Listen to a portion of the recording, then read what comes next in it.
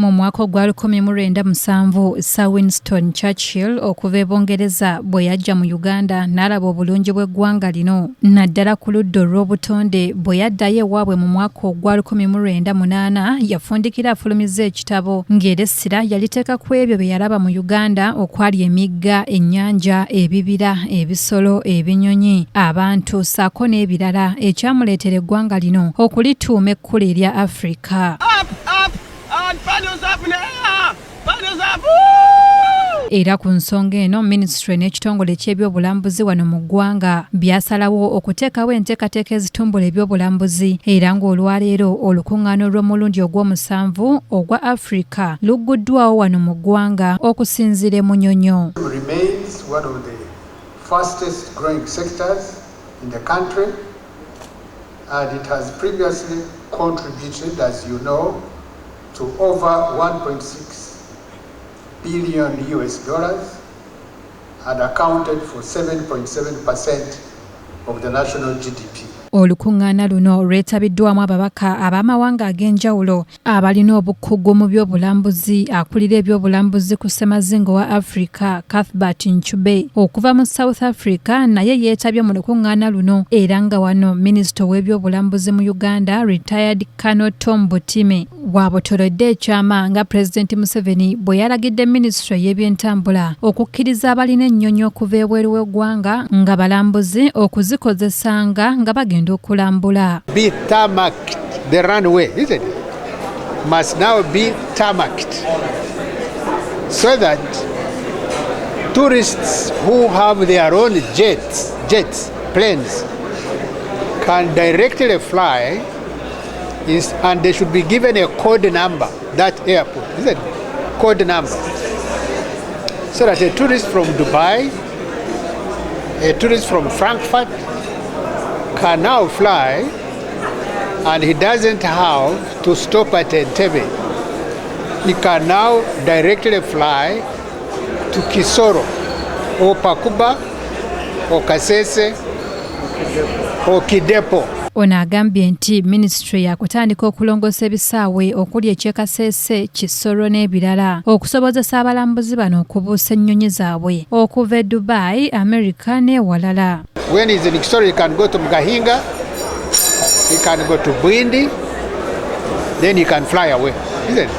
Without coming to Kampala, without coming to Entebe, but there will be an immigration post at Kasese Airport. There will be immigration, there will be everything there, including all the landing facilities.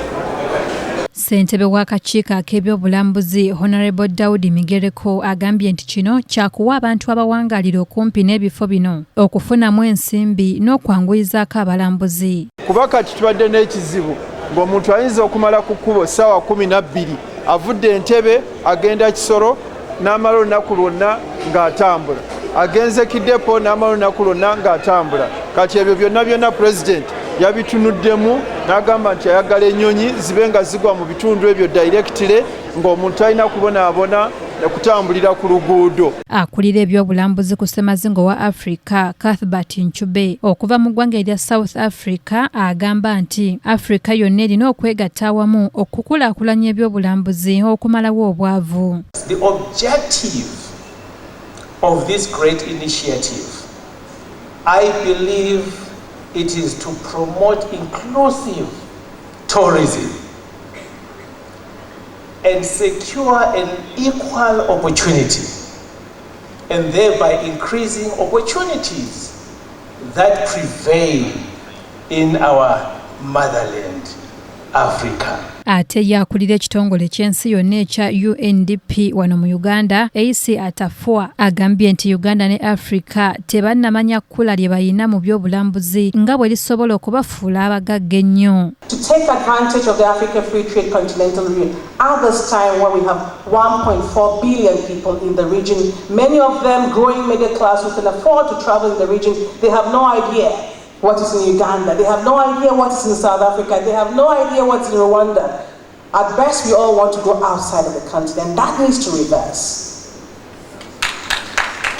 Ababaka ab'amawanga abeetabye mu lukuŋŋaana luno bagambye nti singa Afrika ejjawo emiziziko mu by'entambula n'okusuubuligana kyakuyamba nnyo ebyobulambuzi mu mawanga gano. This is because of the role it plays in socio-economic development in the region. The sector contributes for an average of 10% to the gross domestic product on average in the region. And these efforts have the potential to bring you, tourist operators, and have the efforts have the potential to bring ever more tourists into this breathtaking landscape here in East Africa. Omulangira Jonjo Moses yakusakidde eggulire lino ku KTV amalindirire.